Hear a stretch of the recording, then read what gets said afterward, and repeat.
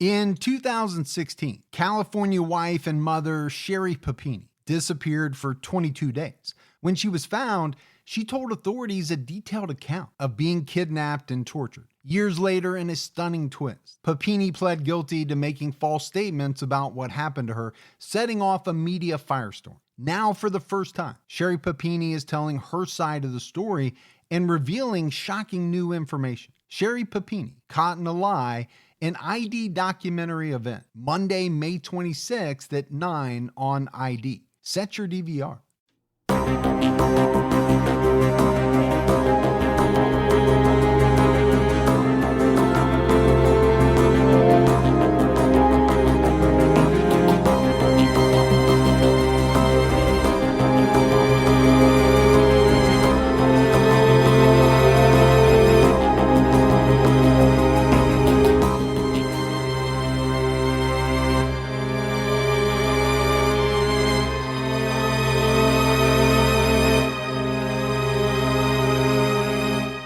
Hello, everyone, and welcome to episode 200 of the True Crime All the Time podcast. I'm Mike Ferguson, and with me, as always, is my partner in true crime, Mike Gibson. Gibby, how are you? I'm doing good, man. 200. I know. I've been with you for 199 of them. Exactly. You left me out of one. I did.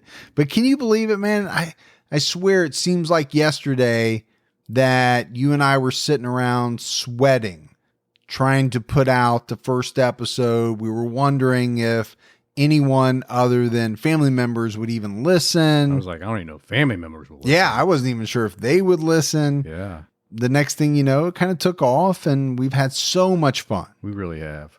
Putting out 200 episodes. We've made so many friends. Oh, man. Amazing listeners. Yes. It's unbelievable. And we want to thank all of you, because without you, there's no way we could do the show. Let's start by giving our Patreon supporter shout outs. Okay. Speaking of people that help us put out this show, we had Tanya Hulian jump out at our highest level. Hey, thanks, Tanya. Katya Rantala. What's going on, Katya? Siobhan Lansdowne. What's going on, Siobhan? Madison Delaney. Hey, thanks, Madison. John Eaton. What's happening, Jay? Nathan Gardner. Hey, thanks, Nathan.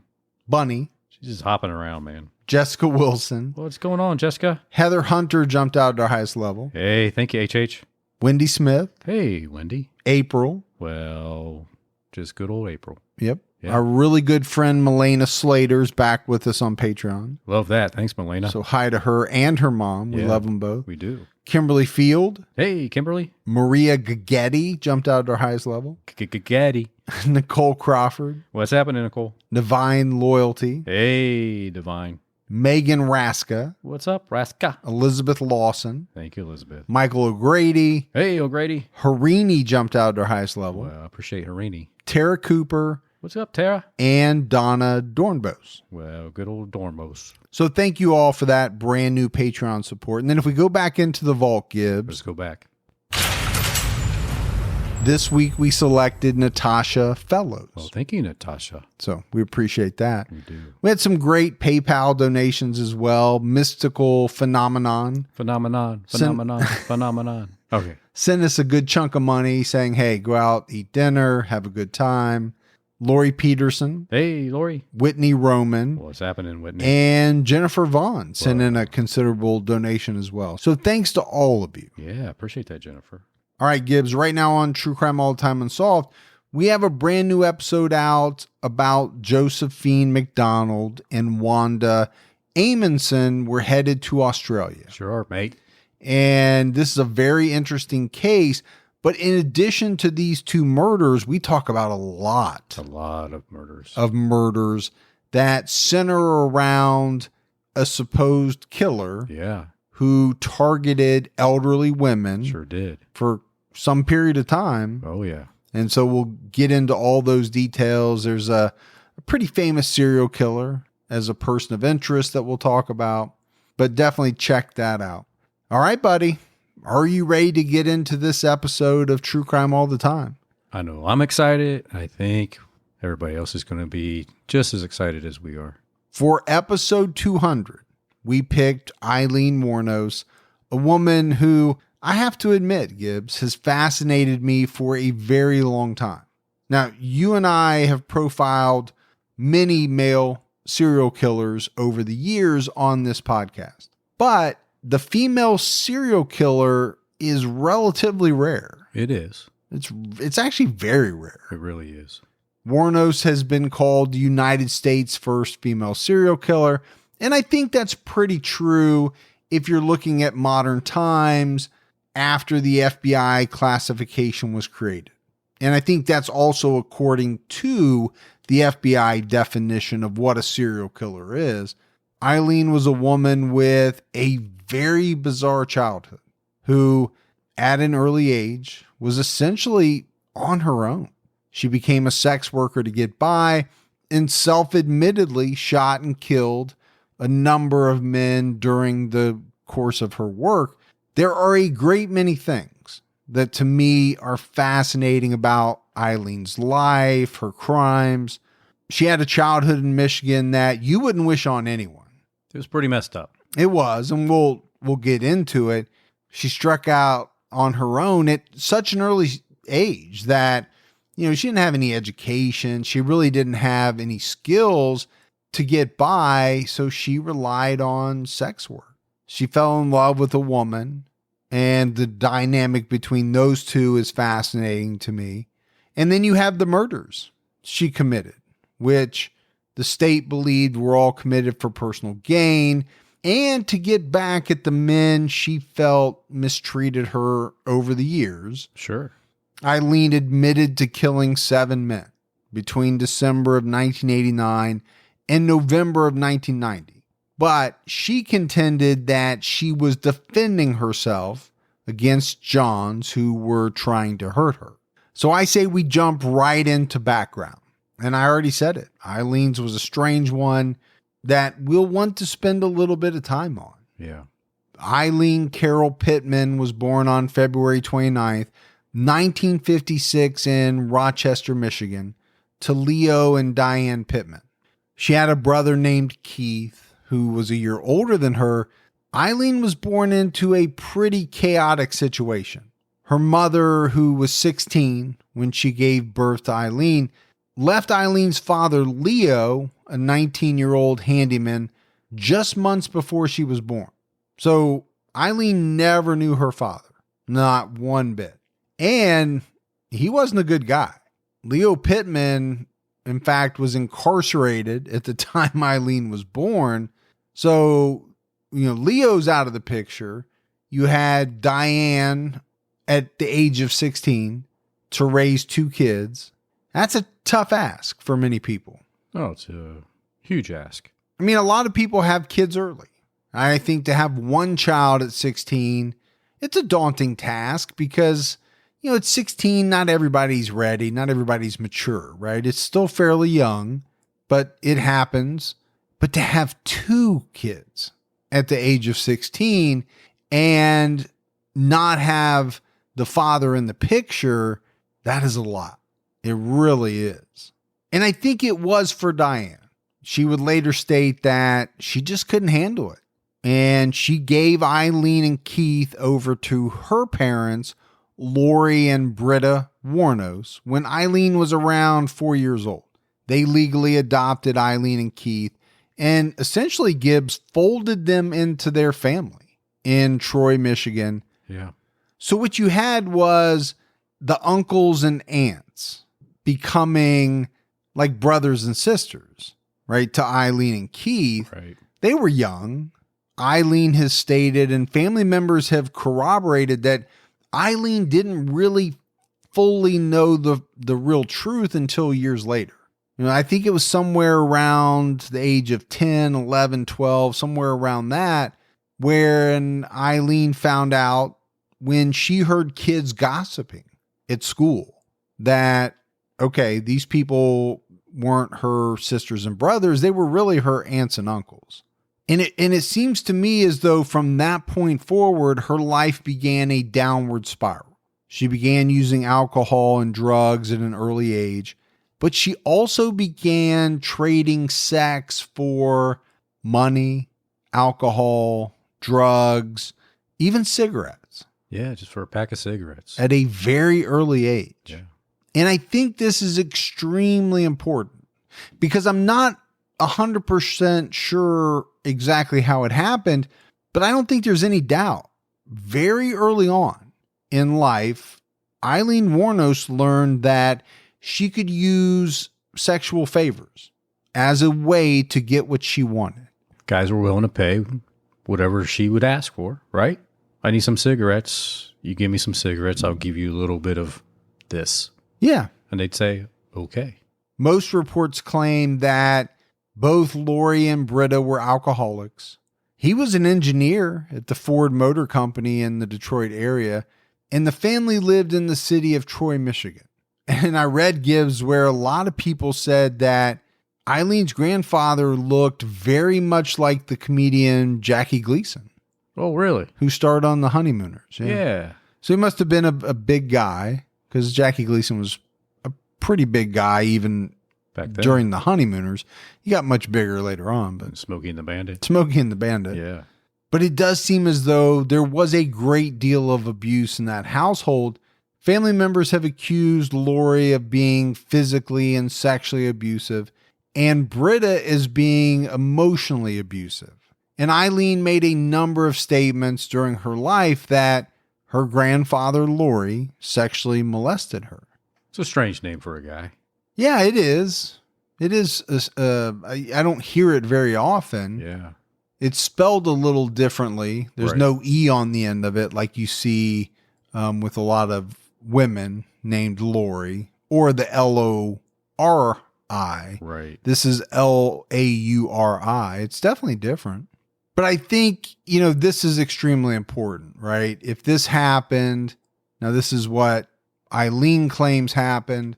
Does it help explain maybe why she got into using her body to get what she wanted? I don't know. But it would explain the fact that she was introduced to adult themes, sexual themes, Right. much earlier than anybody should ever have been. That's for sure. Because she got pregnant around 13 years old Yeah. and claimed that the pregnancy was the result of a rape by a man who had picked her up while she was hitchhiking. But I don't think a lot of people believed her because, number one, she was known to be promiscuous.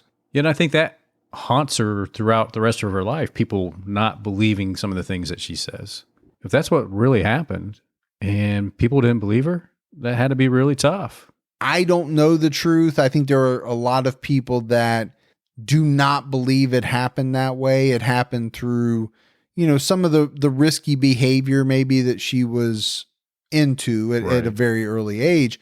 But to your point, I know it really hurt her at school. Her classmates didn't believe her. She was ridiculed in school for getting pregnant. Yeah.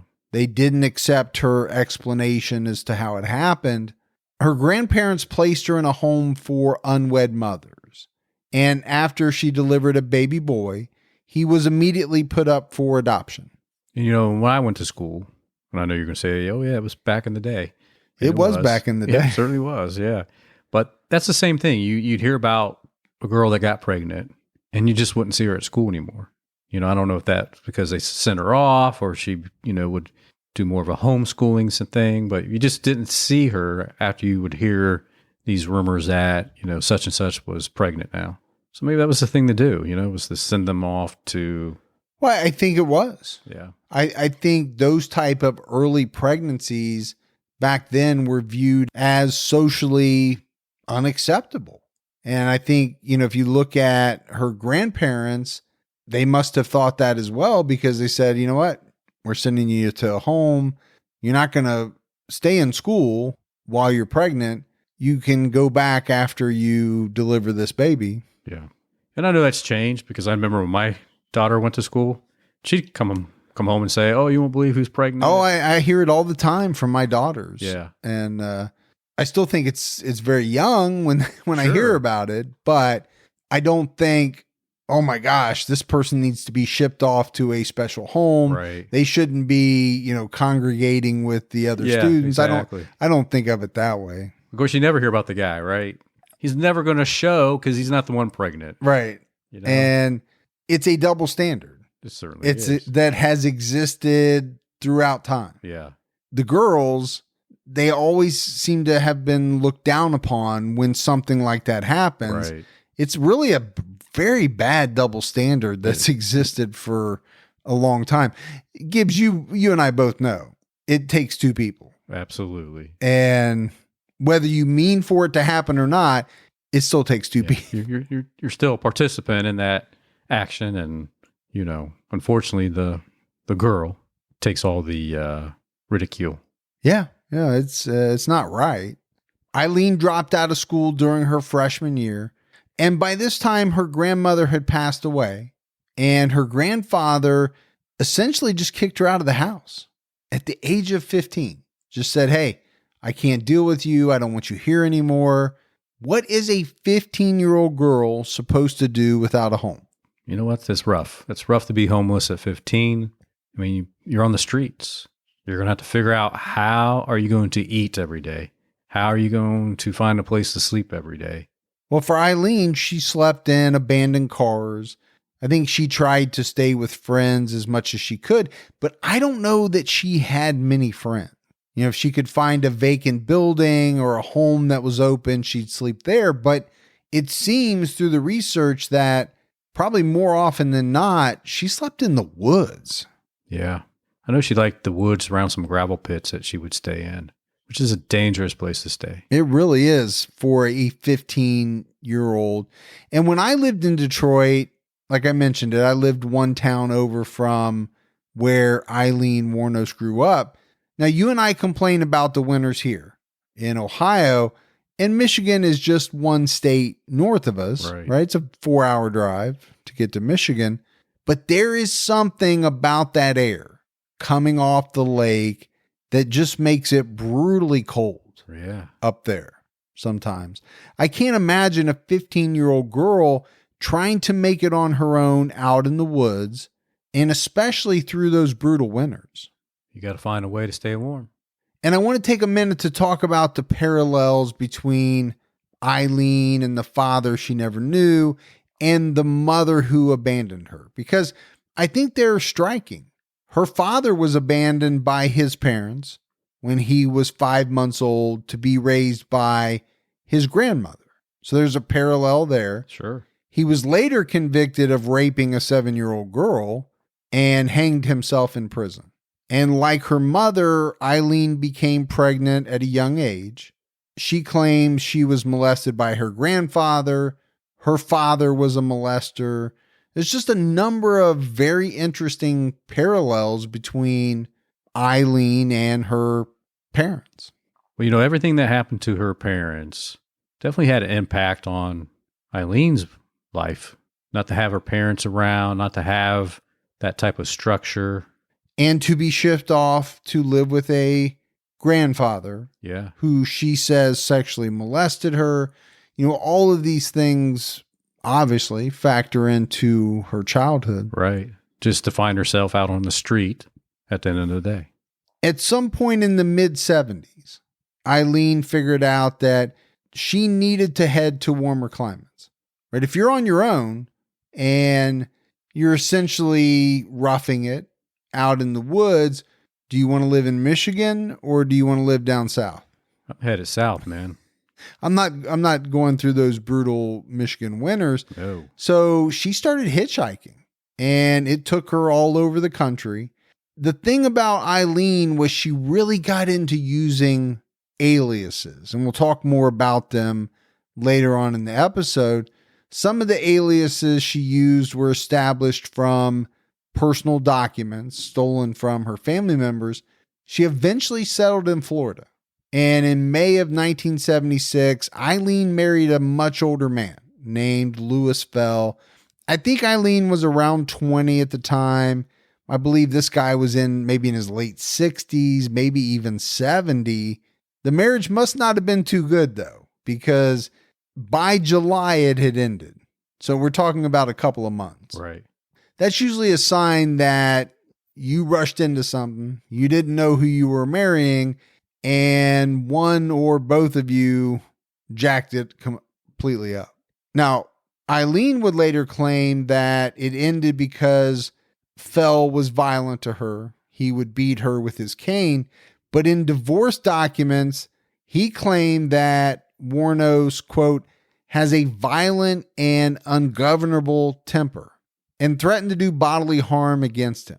And he was able to take out a restraining order against her. So I think, that says something, not that somebody can't get a restraining order based on some incorrect information, but Right. if you're trying to weigh between the two who was the aggressor, you might put some weight into that. Sure. Also in 1976, Eileen's grandfather took his own life using carbon monoxide. And then 4 months after he died, her brother died of cancer. Which she was really close with. She was. Yeah.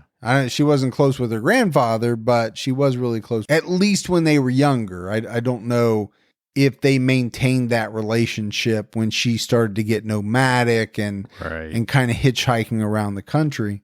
I did read Gibbs somewhere that she got some money, maybe as much as $10,000, and she spent it in about 2 months, which when you're talking the late 70s, $10,000 is a good chunk of change. Well, sure. And if you're living on the streets, that 10,000 should really stretch you pretty good. Yeah.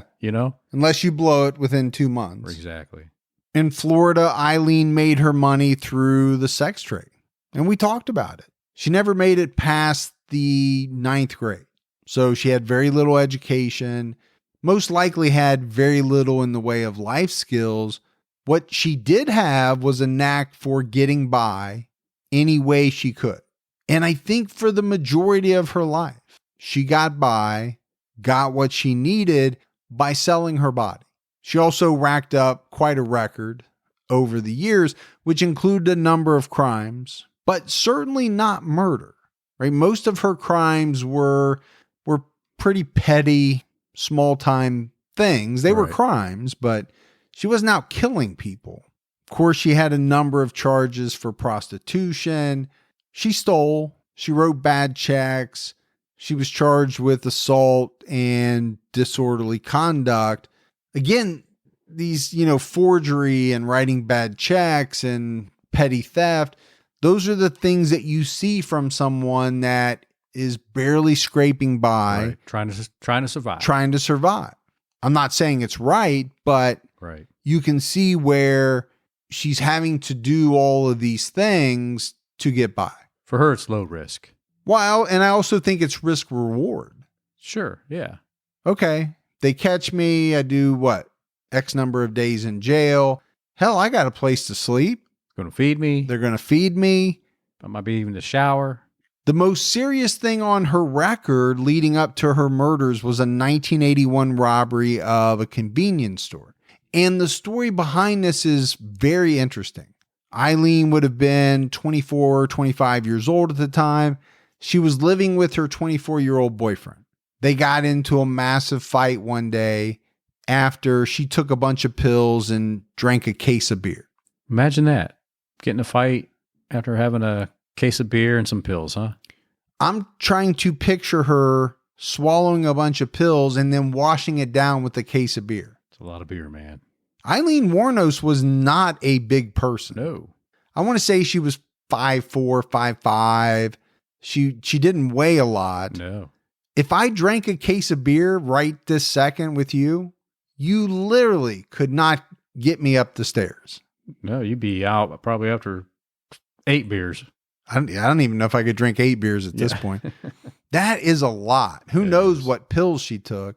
So they got into this big fight. And she later told a psychiatrist that she wanted to find out whether or not her boyfriend truly loved her. So this was her idea of a way to find out. She walked into a convenience store, pulled a gun on the employee, and robbed the place. Now, she wasn't good at the getaway part. She got arrested. She pleaded guilty to the robbery and was sentenced to 3 years in prison, of which she served 14 months. So I'm just trying to figure out, how was that going to prove that a guy loved her? I never got that part. Yeah. Was it, okay, I know I'm going to get arrested. If he waits around for me, Right. if he's there at the end of this, then I know he loves me. Yeah. Man, that's a strong test. That's a really strong test. And you're also putting yourself through, 14 months or however long. You don't know how long it's going to be. Right. But I wondered the same thing. Where's the logic in the love test that she was performing?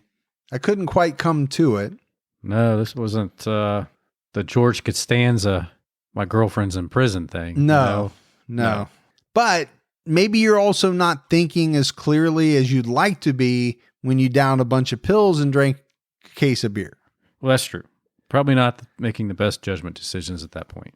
Don't let allergy season slow you down. Get common allergy meds for as little as $15 with GoodRx. So you and your family, pets included, can stop allergy symptoms before they start. GoodRx is free and easy to use. Just search for your prescription on the website or the app, compare prices, and get a free coupon to show your pharmacist. Save at over 70,000 local pharmacies nationwide, including Walmart, Walgreens, CVS, Publix, Kroger, and many more. Check GoodRx before every trip to the pharmacy to save up to 80% on both brand and generic medications. And did you know GoodRx rewards you for saving money too? Join GoodRx Rewards today and earn points every time you use a coupon. Remember, GoodRx is not insurance, but works whether you have insurance or not. And it could be your insurance copay price. I've been using GoodRx for years, and I can't tell you how many times I have saved money even with my insurance.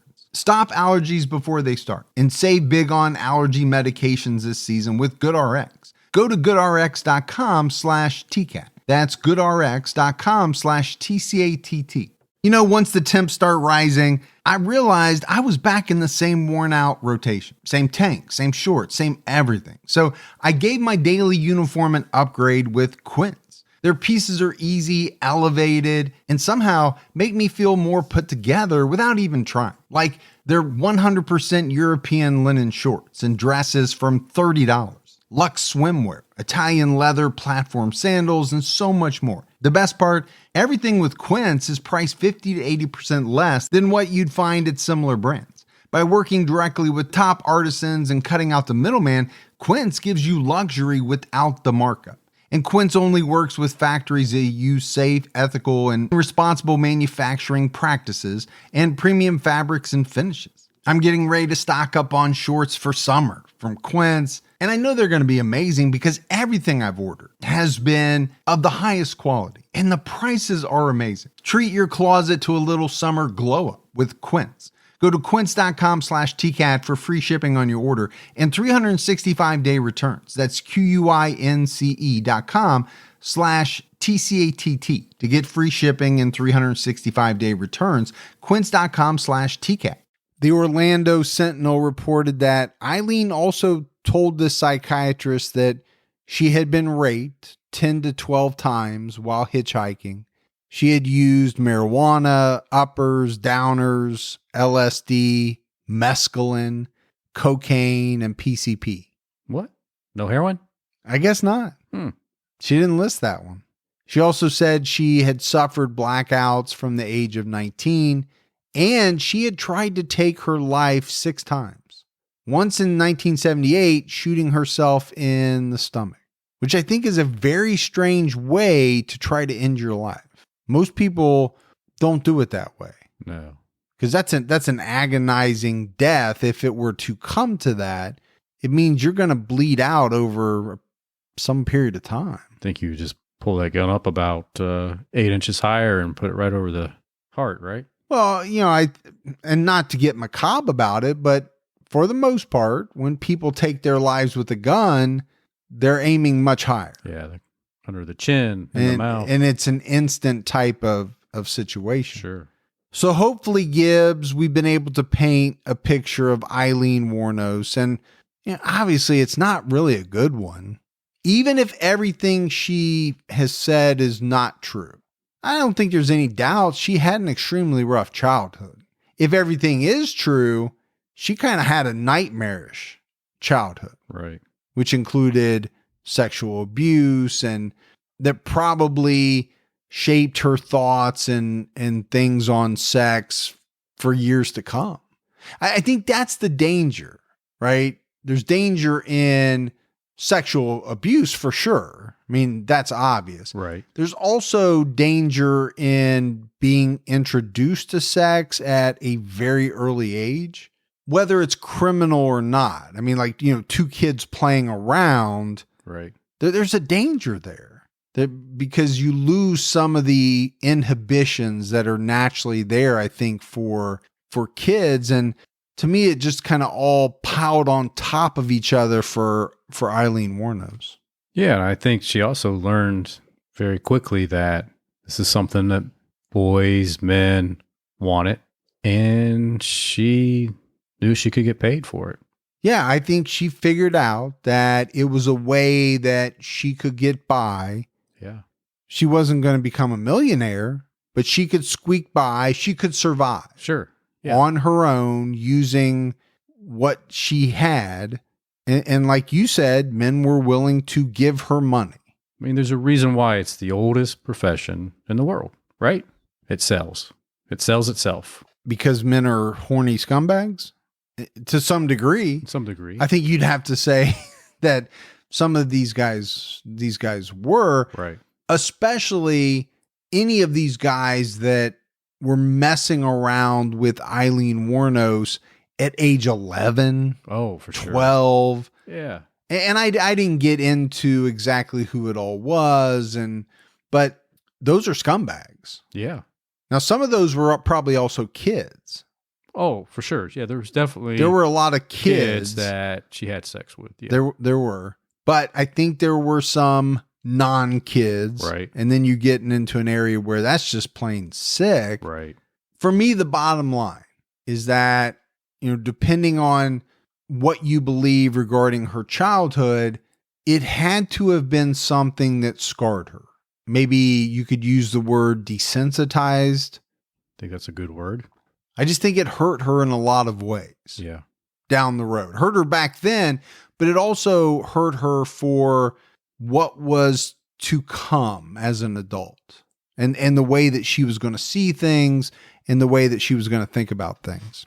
Well, when you are selling your body, sometimes those transactions don't go the way you think they're going to go. And, she was pretty vocal about that. She felt through a lot of her younger years and her adult years that she was taken advantage of and raped. And that's going to add to your anger towards men in general. Yeah. And we're going to get into more of that as we detail out her crimes and what Aileen has said about her crimes. Aileen had relationships with men over the years, some we've talked about, but she also had relationships with women. Her most important relationship was with a woman named Tyria Moore. The two met in 1986 at a bar in Daytona Beach, Florida. Lee and Ty, as they went by, became a couple. Aileen was 30 years old at the time. And as we've detailed out, it had been a hard 30 years, barely making it through sex work. Tyria was younger at 24, and she worked as a hotel maid. And this relationship is so key in the story of Aileen Wuornos. She had not had a lot of love in her life, abandoned and abused by those that should have loved her. She had failed relationships with both men and women. I think she saw in Ty someone she could love that would love her back. And that was something that she had longed for, something that had really been missing from her life. Yeah. So, she kind of put Ty up on this pedestal. She wanted to provide for her. She wanted to take care of her. But how was she going to do that, Gibbs, when she could barely take care of herself? Well, she's going to have to turn it up a little bit. Well, and Lee convinced Ty to quit her job as a maid and said, you know what? Don't worry, babe. I will take care of you. So that's a lot of pressure, right? They lived off what money Aileen made working, but it was tough. They lived in cheap motels. They had an apartment here and there, but when things got tough, they lived in the woods. That's tough, man.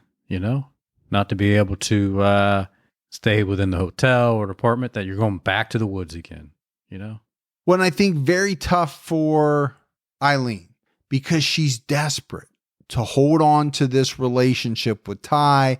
Really the only good thing that she's ever known. That's the way I think she viewed it, right? This is the only person that has really ever truly loved her. Really the one person in her life who had not yet abandoned her. Because if you look at it, everybody else had. Sure. Yeah. Gone. The relationship she had didn't work. The family either kicked her out, they died. Yeah. She must have felt extremely abandoned. And I think that's why the relationship with Ty was so important. Well, she felt she had a special bond with Ty. Yeah, I believe she did. Now, the question that is really going to come up is, did that go both ways? Did Ty feel the same way about Aileen as Aileen felt about Ty? I think the answer is no. I don't think it was reciprocal in the same way. I think Eileen's feelings for Ty were much stronger than Ty's were for Aileen. That's my personal opinion. That's what I get from, everything that I've read. But what I do believe is that Aileen would have done anything to hold on to Ty. And in her mind, if she couldn't provide, she felt as though Ty would leave her. And I also think for Lee, that ability to provide was getting harder and harder, as the years went by. Sure. She's working the bars, she's working the interstates. That's tough. That's not an easy life. No, that's not big money either, right? No. And when you look at Aileen Wuornos, when you see the pictures of her, she had a very hard look. Yeah. I think because she had a very hard life. Well, sure. Yeah. She had some scarring on her face from a lighter fluid incident where she was playing around with her brother Keith when she was a child. Yeah, she was rough around the edges. Yeah, I think she was. And her demeanor was as well. Right. I think she could be very loud, very confrontational. Yeah. It's going to scare some potential Johns away. I absolutely believe that. And, look, these Johns, when they're looking for some action, they're not trying to get to know the real you, to see the beauty on the inside.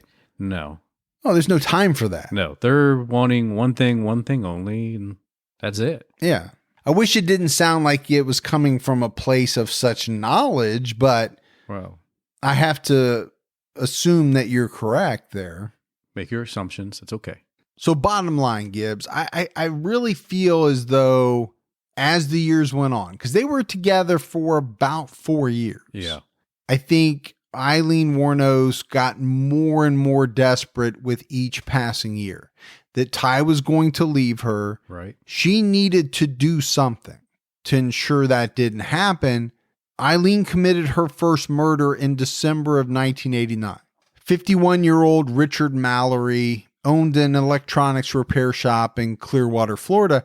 This is a guy who liked to frequent the nightclubs in the Daytona Beach area. On December 1st, 1989, he picked up Lee in his 1977 Cadillac.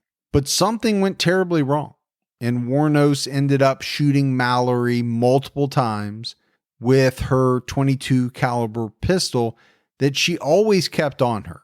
And that's something that you find quite a bit about in the research. She carried a gun in her bag pretty much everywhere she went. Well, in that line of business that she was in, and when you're working the truck stops and those bars and the interstate. And that was the one thing that came up a lot. I mean, she was literally on the interstate trying to get people to pick her up. Yeah. So it was almost like she was hitchhiking, but she was hitchhiking for a date. Right. That's a tough way to go about it. It really is. But it's also combines the dangers of hitchhiking, which we've talked about, and the dangers of sex work, which we know are there. It's a very dangerous job. Very tough. Now, this first murder has been hotly debated. Aileen Wuornos has always claimed that she acted in self-defense. The state would later claim that it was a simple, cold-blooded murder. And to cloud things even more, Richard Mallory, it would come out later, had a record that included a conviction for rape. But one thing's for certain. After Aileen shot Richard Mallory, she took his money, she took a number of his personal items, and she drove off in his Cadillac and dumped his body in a wooded area. Wuornos returned home to Ty that day with Mallory's Cadillac and said to her, "I killed a man today." I'd say, hey, honey, how was your day at work? Last thing you really want to hear, right, is, well, you know what? I killed a guy today. Yeah, it's a kind of a tough conversation to have. Yeah. You know, the one thing we haven't talked about was it wasn't like Ty didn't know what Aileen did. Right. You know, she knew how Aileen was making her money. Now, she said she didn't like it. She had tried a number of times to get Aileen to quit. But for Lee, I don't think she knew any other way. That's all she's ever known. That's where her skill set was. Yeah, I don't think she was the type of person who was going to say, you know what, I'm done. I'm going to Denny's. I'm going to apply for a job. I just don't think that was in her wheelhouse. Well, I think she thought I could work 10 hours, maybe make $50, or I could go up here to the truck stop, work an hour, get $50 and be done for the day if I want to. Yeah. I would agree with you there.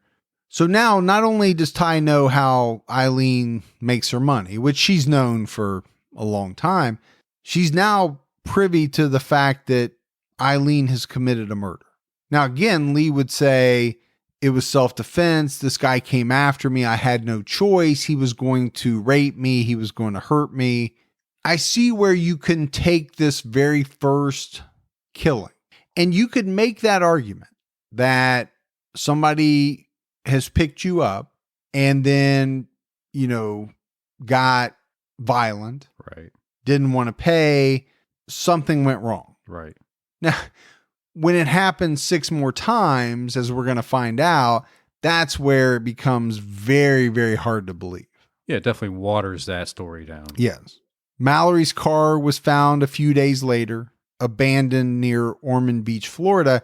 His body was found by 2 men on December 13th in a wooded area underneath a piece of carpet.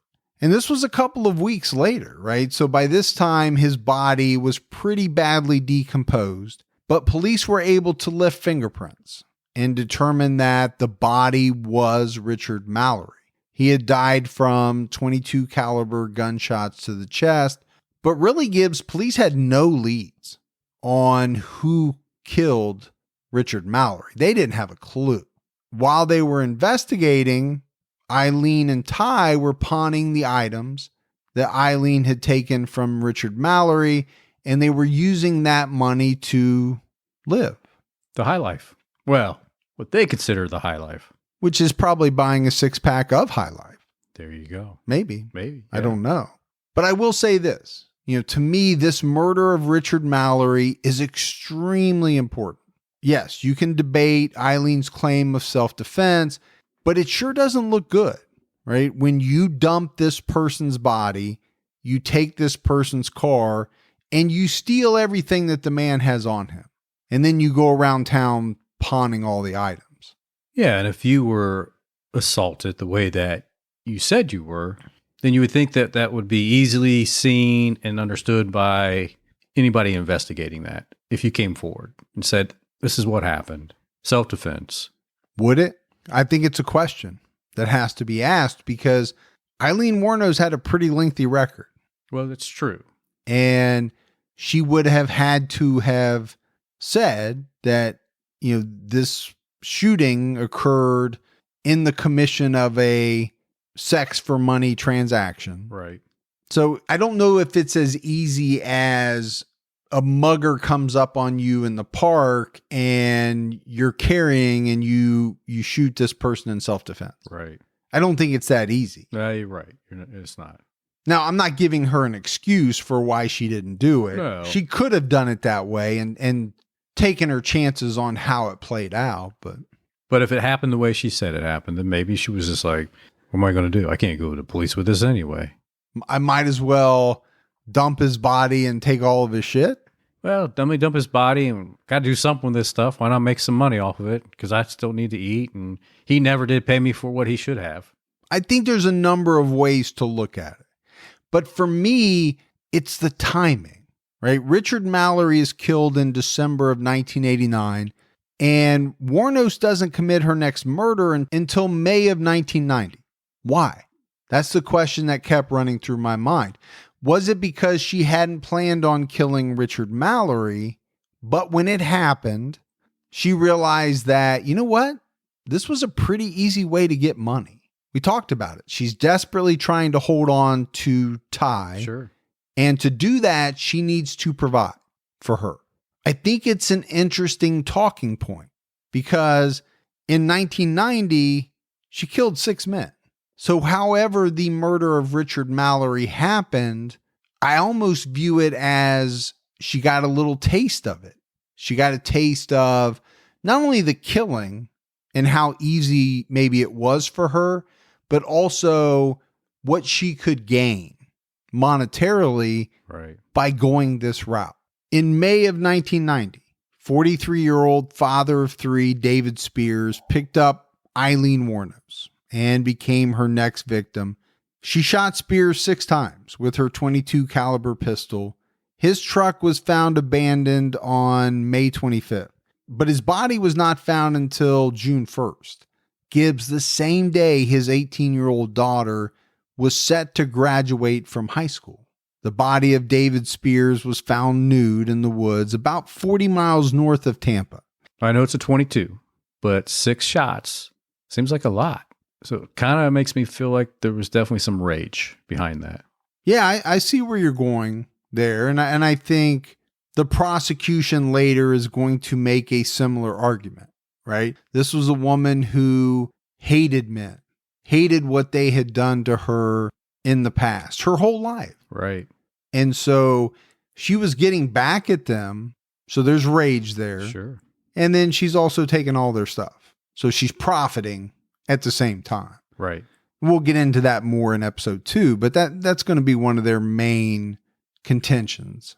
You know, my wife and I do a lot of shopping online, and we always use Rakuten. Rakuten is the smartest way to save money when you shop because you earn cash back at over 3,500 stores. We're talking fashion, beauty, electronics, home essentials, travel, dining, concert tickets, and more. Your favorite stores like Macy's, Nike, Sephora, Dyson, and Lowe's. And that's just to name a few. Pay Rakuten to send them shoppers. And Rakuten then passes on a part of that payment to its members as cashback. Cashback is deposited directly into your PayPal account, or Rakuten can send you a check. You can even maximize your savings by stacking cash back on top of other deals, like store sales and coupons. You're already shopping at your favorite stores. Why not save while you're doing it? It really is a no-brainer. Membership is free, and it's easy to sign up. Get the Rakuten app now and join the 17 million members who are already saving. Cashback rates change daily. See Rakuten.com for details. That's Rakuten.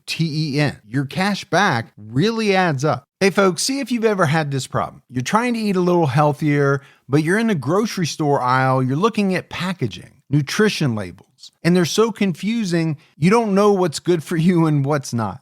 Well, this is why I love Thrive Market, my go-to online grocery store for getting all of my healthy essentials delivered, and I don't even have to leave my couch. Finding better options for the whole family is easy with Thrive Market's Healthy Swap Scanner. Just scan a product, and it instantly recommends healthier swaps. This is how my wife and I found our new favorite snack, IQ bars. Sometimes I eat one in the morning with my coffee. sometimes just later on in between meals. They also have so many on-site filters that make it simple to shop by the needs of everyone in the family. Maybe you have someone who needs gluten-free food, somebody that has a peanut allergy. Well, no more scouring ingredient labels when you can just filter it all on Thrive Market. My wife and I often use the high protein filter to stock up on things like Sieti chips. Ready to make the switch? Go to thrivemarket.com/TCAT for 30% off your first order, plus a free $60 gift. That's THRIVE market.com/TCATT, thrivemarket.com/TCAT. On May 31st, Aileen shot 40-year-old Charles Carskadden 9 times. Charles was a part-time rodeo worker who was driving along I-75 to meet up with his fiancée in Tampa when he encountered Wuornos. His nude body was found on June 6th, about 30 miles south of where David Spears' body had been found. On June 7th, police found his car, and it had been cleaned out of all his personal items. Aileen's next victim was a 65-year-old man named Peter Seams. Seams was a merchant marine turned missionary who left his Jupiter, Florida home on June 7th to visit his son in Arkansas. A missing persons report was filed, but police were unable to find his body or his car. 51-year-old Troy Burris was a delivery driver for a sausage factory who went missing on July 30th. His truck was found the next day, and a missing persons report was filed. Get this, Gibbs, his body was found fully clothed by a family picnicking in the Ocala National Forest. I mean, you're just out trying to have a nice picnic, getting your Sound of Music on, and the next thing you know, you stumble upon a dead body. It'd be freaky, man. Right. You're laying out your blanket, you're opening up your picnic basket, Yogi Bear's singing some song behind you. It's supposed to be a picturesque day. Yeah. Until you come across this. Yeah, it's ruined pretty quickly by the discovery of a body. And I know this probably ruins your dream of ever wanting to be a sausage delivery guy. I know you always wanted that. I did. You used to talk about how you like to deliver sausage. So. That was a big dream of mine. Yeah. Troy Burris had been shot twice with a .22. Near his body, authorities found a clipboard, some business receipts, and an empty bank bag. Wuornos next struck on September 11th, 1990, when she met and killed 56-year-old Dick Humphreys. Humphreys was a retired Air Force major and instructor in terrorist negotiations, and at one time, he had been a police chief in Alabama. Pretty decorated guy. Yeah, pretty impressive resume. Yeah. I think at this time, he was working as a Florida State child abuse investigator. So he had done a lot. The father of 3 was found the next day in a Marion County subdivision that was being built. He had been shot 7 times with a .22. Pretty aggressive.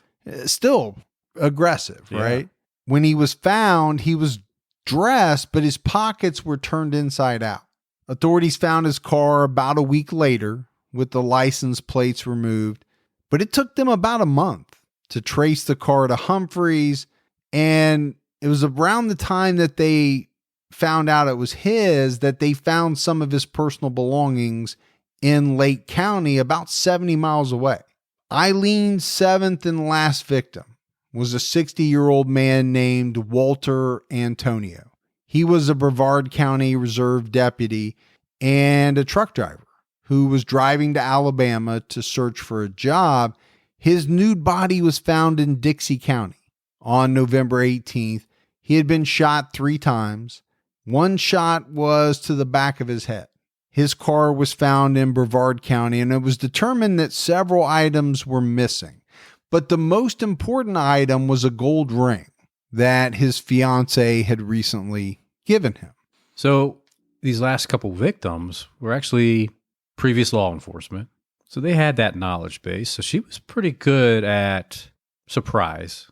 And here's the big question that I think a lot of the families of some of these victims had. I don't think Richard Mallory, the very first victim, because what I got from the research about Mallory was that he didn't really have much family, didn't have a lot in the way of friends. He was kind of a loner. Right. He was known to frequent the bars. I think he had a history of picking up sex workers. Right. But when you get to some of these other individuals, their families were shocked that authorities were hinting at the possibility that they were out trolling for sex. So then you got into the area of, okay, if she's working the interstate, she's just got her thumb up in the air. Were these people all looking for sex, or were some of these people just helping a woman on the side of the road out? Yeah, I think they were probably helping a woman on the side of the road out, but also read an article where she would kind of seek out who her potential targets would be too by scoping the cars coming down the highway, and she would really try to target those cars that had just one individual in them, right? That looked like potentially an easy target. Well, and I think she definitely sought out middle-aged men. Yeah. Whatever definition you want to give to middle age, but 40, 50, 60 years old, most of her victims, almost all, were in that kind of that range. But I know especially the family of Dick Humphreys, this retired Air Force major, Alabama police chief. They said, no way would he have picked up someone looking for sex. Now, he was known to help people out, and they thought he very likely could have pulled over to help a woman who he felt was in distress. Right. And then whatever happened after that happened. But it's a big question when it comes to all of these victims. I mean, the end result was still the same. Right? Aileen Wuornos killed them. In a lot of instances, she took their car. Right. She even drove it around for a while. Personal belongings. She took their personal belongings. She would pawn things. She would take all their cash. But now we have to back up a little bit, because on July 4th, 1990, Wuornos and Moore were driving around in Peter Seam's car, a man who Aileen had killed, when they got into an accident. I'm pretty sure Ty was driving the car. Witnesses gave police information about the two women they saw fleeing the car after the accident. And it was really this incident that ultimately led police to Aileen Wuornos and Tyria Moore. Police sketch artists made some composites, and a bloody print was lifted from the trunk of the car. But it wasn't until November 30th of 1990, after the pattern of murders became, very obvious to police, that they went public with the composite sketches. Because you got to realize, up to this point, these murders were happening in several different counties, and the counties were investigating these individually and not as a whole yet. Yeah, if you kind of go through the counties we talked about, Brevard, Marion, Dixie. I think in that regard, Aileen Wuornos was being somewhat, I don't want to call her smart, but she was being calculating. Right. By not dumping each and everybody in the same place and not kind of making it super obvious that these were all tied together. But after you have 7 that pretty much happen in the same way, they all happened along I-75. I think at some point the police cracked that code that these were all related. So they sent out these composites to the newspapers, television news programs, and calls started rolling in. There was one article that said they got 500 calls right away. And some of the calls, people were naming the women in the composite sketches. One name given was Tyria Moore, and the other one was Lee. Because Aileen had been using so many aliases by this point, police were hearing the names Lee Blahovec, Cammie Marsh Green, Lori Grody, Sandra Kretsch. She was like a chameleon. She would just take on different names, and sure, she got in trouble a lot and would use some of these different names. So not everything would follow her. But we knew she was used to passing bad checks and Right. forgery. So When you're doing those type of things, you need to have some aliases, and you need to be able to do things in a name other than your own. yeah, so it's easy to do that, especially if you know these people and you can lift their IDs. Yeah, gives you a little bit of credibility when you walk into some places. But the one thing she couldn't escape was her fingerprints, which were on file because obviously she had a number of run-ins with the law Right. over the years. Her fingerprints were definitely on file in Florida. When police searched local pawn shops, they discovered some of the items that had belonged to the victims. And that's when some of Eileen's aliases started popping up as the person who pawned the items. So police were able to get fingerprints off of some of these items, and that's what led them to the name of Aileen Wuornos. Yeah, that was a really interesting story too, because they had to do it the old school way, right? They had to get the fingerprint cards out, take the fingerprint that they lifted at the pawn shop, and go one by one through those cards. Right, you're not scanning it into a computer and the No. computer's doing all the work. Yeah, you're going through one by one of these index cards, and eventually they got lucky, man, and they hit it. The other thing that I thought was interesting about that is, so you have an item that belonged to someone. So that person's fingerprints are all over it. Right. The person who stole it touched it. Yeah, But then you take it to a pawn shop. Well, how many people touched it after that? that's true. The fact that they were even able to lift her prints. Yeah, I thought all of that was amazing. got lucky. I think there's a lot Or of luck lucky. there. Amazing, lucky, great police work, / lucky. Kind of all combines together to helps out. Yes. But the key is police were looking for Tyria Moore and Aileen Wuornos. But they moved around so much that finding them was easier said than done. I think what it did do at this point in time was cause Ty to leave. She left Lee, took off to Pennsylvania where she had some family. I think she knew, Gibbs, it was just a matter of time before police closed in on them, and she wanted to get the heck out of Dodge. Well, yeah, if you're seeing these composite drawings in the newspapers, news, whatever, and you're like, I know that's me, and I know that's her. Well, and I think at some point, once the police learned the names, maybe the names went out as well. Yeah. So it wasn't a guessing game at that point. Right. On January 9th, 1991, police arrested Aileen Wuornos at the Last Resort Bar in Volusia County, Florida, on an outstanding warrant. So they didn't arrest her for murder, right? They arrested her on some other outstanding warrant.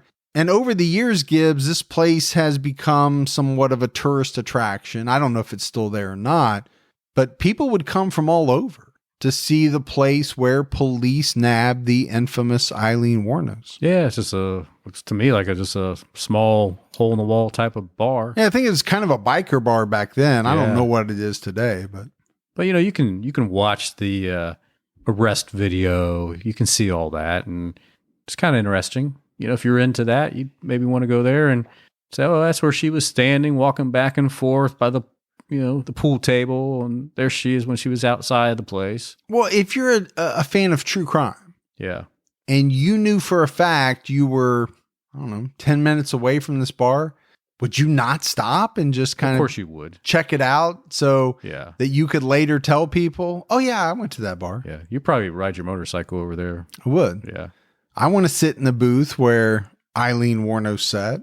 Well, maybe at the next Daytona Beach bike event, whatever they call those. You're very knowledgeable. Yeah. Daytona Bike Week. Yeah. That right there, man. Oh, Tow your hog all the way down, then get on it and ride it around. Because there's no way you would ride that from here down to there. I would love to do that. Would you? That's my dream. My dream is to set up a trip where I'm riding the bike. I have everything I need in the saddlebags, Yeah. and I just go, man. I stop at hotels, stay the night, get up the next morning and ride. All That's right. my dream. The problem is we got to put out these episodes every week. Yeah. So I don't know how that's going to work. It doesn't leave time for vacations, motorcycle trips. And this is why you want me to get a bike so I can do this torture ride with you. Yes. Okay. What do you mean torture ride? It's freedom ride. Freedom ride. It's easy rider, man. Yeah. Have you felt some of these highways, man? They're pretty bumpy, man. You obviously have not ridden a high-end motorcycle. Well, I can't afford the type of motorcycle that you ride, man. My wallet doesn't open that large. I like the, couple $1,000 motorcycle. Yeah, you're not taking that on a long trip. I can tell you that right now. When they arrested Aileen, in her possession, police found a key to a storage unit she had rented. And there they found property that belonged to 6 of the 7 victims. So police had some evidence. Right? But they needed time. And they wanted a bit more to build out a rock solid murder case against Aileen. So they came up with a plan. They found Tyria Moore in Pennsylvania and they struck a deal with her. They gave her immunity from prosecution in exchange for her help building the case against Aileen. I don't know that it was a hard decision for Tyria. I really don't. It shouldn't be a difficult decision for anybody once you're in that position, right? Well, it depends on how loyal you are to the person that they're asking you to help prosecute. Yeah. Well, look, we're going to put you away forever. Or you can help us out. You won't have to do any time or limited time. What do you want to do? No, I get what you're saying. I guess where my head was, I just don't know what the true feelings were on the part of Ty for Lee. I know what they were for sure. Aileen. Yeah, she obviously would do anything. But I don't think those feelings were exactly reciprocal. Well, I agree with you. Yeah. And so I think for Ty, that decision was pretty easy. Yeah. Number one, she hadn't killed anybody, but they would have went after her for maybe accessory after the fact. I mean, she would have faced some really serious charges and some serious jail time. But I think her feelings towards Lee waned over the years. I think they did. Yeah. Yeah. I think they were pretty intimate early on. Yeah. The feeling that I got was over the last 2 or 3 years, like you said, it had waned to the point where they were more friends than anything, kind of getting by together. That's kind of the way I took it. But not to Lee. No. Right? Lee was holding on to this thing for dear life. Right. This was, her rock. She needed this person. She didn't want to be abandoned once again. Exactly. So Ty agreed. And they brought her back to Florida and put her up in a motel. Authorities listened and recorded a series of calls between Aileen and Tyria Moore. On these calls, Ty cried and told Aileen that she was scared, that she was going to go to prison for what Aileen had done. She even threatened to end her life. And I think for Aileen Wuornos, that was all it took. She was so enamored with Ty that she was willing to do anything to make sure that she was okay. I think she truly loved this woman, Gibbs. It was a love unlike anything she had probably ever had in her life. On one call, she said to Ty, "You're not the one. I'm the one who did everything. I did it all by myself." And after that, Aileen Wuornos sat down with investigators to confess to a number of her crimes. But Gibbs, there's so much more to go in the case of Aileen Wuornos. In part 2, we'll discuss her trials. We'll discuss more details about the murders. We'll get into her increasingly bizarre behavior, which really seemed to spiral over time. We'll probably get to hear a little bit from her. Sure. To really get the sense of her mental state at different points in time. We'll get into the last days and execution of Wuornos and the pop culture aspect of her story, because there is one there. Oh, certainly. For sure. Yeah. You've got books, movies, all kinds of things. But all of that in part 2, which will be coming at you next week. So that's it for part 1 of Aileen Wuornos. Like I said, Gibbs, a lot of juicy stuff to come in part 2. Yeah, the trial stuff is very interesting. Yeah, and there are certain details I didn't want to talk about in this first part because they don't come out, let's say maybe until the trial or, something like that. We'll definitely talk about them then. We got some voicemails. You want to check those out? Let's hear it. Hi, this is Shelley Clancy, and I'm from Madera, California. I love your podcast. Your voices are very easy to listen to, and that's a biggie for me. Some of them would be good, but their voices just go right through my head. So I really enjoy the content, the way you guys banter, just all around great podcast. I also would like to recommend a story that happened in Madera, and it's about 2 high school kids. Jealousy, murder, gruesome, this kid that murdered his ex-girlfriend, he was the son of the owner of the theater here. It was a big deal. My daughter went to school with the girl that got murdered. She knew her very well. And I just would love to know the details, and like you guys put it out there. You might want to look it up. The girl that got murdered was Krista Pike. So, I don't know, just a suggestion. So anyways, you're my favorite podcast. Thank you. Bye-bye. All right. Now, when she first said that, I immediately thought of Krista Pike because we did an episode about Krista Pike, but she was the murderer. If you remember that, Gibbs, a group of people, they murdered a girl named Colleen Slimmer, I believe was her name. And that episode, I think, is titled The Murder of Colleen Slimmer. But if there was a Krista Pike that was murdered, we'll definitely have to check that out. Mandira. Hi there, my name is Noemi and I'm from Quebec, Canada. First of all, I want to tell you how much I love your show. The chemistry has been between you two guys is so hilarious and amazing. I would like to submit you a case that happened in the province of Quebec that shocked everyone in my province. The case is about the cardiologist Dr. Guy Turcotte. He was going through a rough divorce with his wife who worked at the same hospital as him, also as a doctor. In the end, their relationship escalated quickly. He killed his 2 children and tried to commit suicide right after. The way he killed them is particularly gruesome and bone-chilling. Also, his trial raised lots of concerns and mistrust in the Quebec legal system because of his professional status and the lack of recognition of violence towards women through their children. Anyway, I think this is a story worth telling. Thanks again. Sorry for my Quebec French accent. And go Team Gibby. Well, I'm glad you slowed that down for us.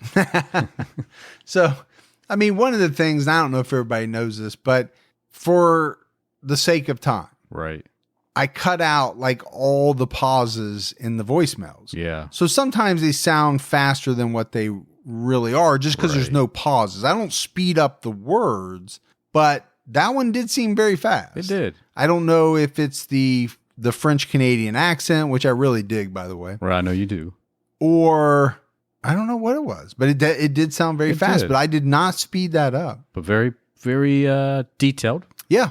And Team Gibby. Team Gibby. So yeah, we'll definitely check that out. Yeah, we will. Hi, Mike. Hi, Gibby. This is Ruthie from Middle Tennessee. My hometown is in Vandalia, Ohio. I'm calling about Alton Coleman and Deborah Brown. I remember vividly when they were operating. I had 2 toddlers and was a teacher at a Dayton Public School. Not only was I terrified for my own family, but for my students as well. I had such a hard time leaving my children with a babysitter. I went through scenarios with her on how to get her and my children out of her home safely. And I was especially terrified because our starter home was on an access road just about 1,000 feet from Needmore Road. Thanks to the story, I learned more by you all than I did with even the competent Don Wayne reporting. Well, I'll sign off with keep your own time ticking. Well, that's impressive because, I grew up in Vandalia. I went to kindergarten in Vandalia. You went to kindergarten, yeah. We know Vandalia. We know Needmore Road very well. And it's a timely voicemail because, all right, we're doing episode 200.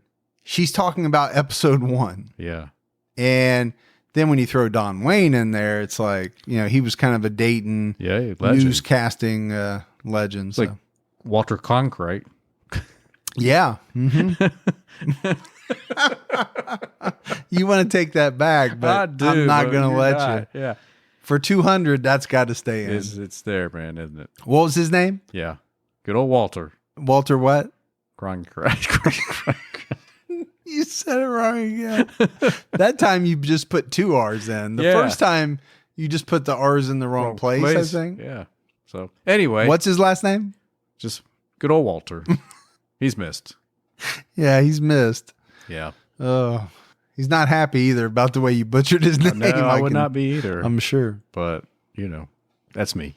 Hi, Mike and Gibby. This is Kim. I'm calling from Syracuse, New York. I've been listening to you guys for the past several months while working from home during the pandemic, and you guys crack me up. I love the show and want to thank you for all that you do. I would also like to suggest a case for you to cover and look into. It's on John Jamelski, also known as the Syracuse Dungeon Master. He kidnapped several women over a 10-year period and kept them prisoner in an underground dungeon he had built under his home. Crazy story, well worth looking into. Thanks again, and keep your own time ticking. Bye. Wow, that sounds like a case that would be right up our alley. Yeah, Dungeon Master. Well, because I know you're a dungeon master. I am. I mean, it's for that weird game D&D, Dungeons and Dragons, but you have a business card that says Dungeon Master on it, so I carry the sword too. It's just a different type of dungeon master. Yeah, but that case sounds pretty brutal. It does. Like it would be right up our alley. Up in Syracuse too. Mm-hmm. What town? Syracuse. They get a lot of snow, by the way. Yeah, they do. Yeah. Gibbs, we had some mailbag. All right. Lucy from Australia. Yeah. Sent us a goodie box. Tim Tams, some amazing soap, which my daughters already stole. Yeah. So forget about that. They do that right away. Yep, they do that right away. And a whole bunch of Harley chips. Really? Yeah, it was a really cool box. A lot of good stuff in there. Awesome. So we appreciate that, Lucy. We do. But that's it, Gibbs, for episode 200. We'll be back next week with part 2 and most likely the finale of Aileen Wuornos. So until then, for Mike and Gibby, stay safe and keep your own time ticking.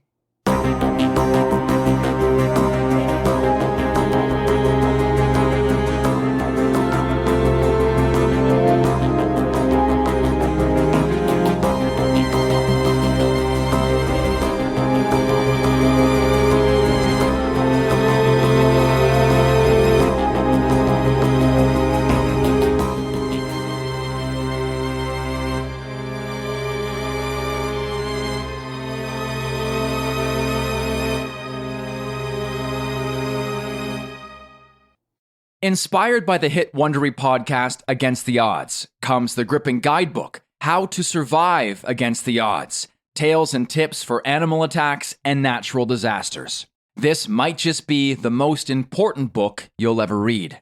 Go inside life or death situations where everyday people survived nature's most extreme scenarios, and learn how you can too. In these tales, you'll hear about the grit, willpower, and know-how needed to endure shipwrecks, alligator attacks, earthquakes, and more. You'll learn from experts, including top doctors, about what happens to your body and mind in life-threatening situations. Plus, important tips on what to do, and equally important, what not to do when faced with a situation that is truly against the odds. Go to survivalguidebook.com to pre-order How to Survive Against the Odds today and get the perfect gift in time for graduation and Father's Day.